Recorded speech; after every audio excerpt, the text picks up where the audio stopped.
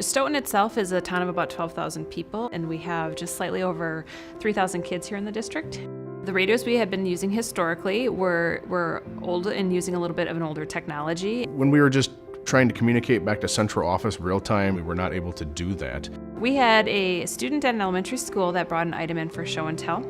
The item actually broke and had a substance in the jar that we just weren't aware of what it was. So we made a decision to evacuate our building in the safety of the students and staff, and nobody was able to really communicate from our evacuation site to our building, so it was lots of cell phones and everybody calling each other back and forth, not getting that signal through because everybody's trying to call everybody at the same time. I supervise 30 employees, and each employee has a radio assigned to them.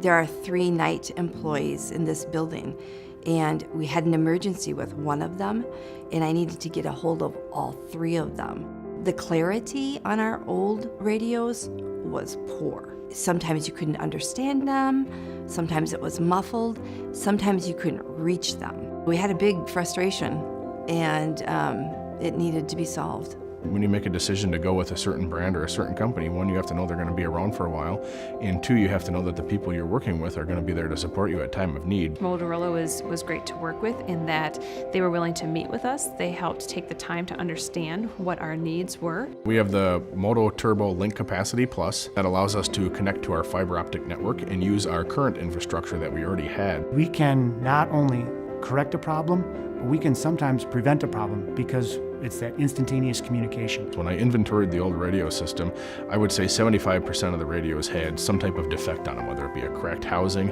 a busted off knob, a cracked antenna, you name it. But we've had 0 problems in the first year and a half with these radios at all as far as durability. In my role and function, I need to communicate on multiple levels. One of the benefits that we have with our current system now is they're on multiple channels. If it's all on one channel, very, very difficult to understand who's communicating to who. Long-term battery life was very important to us.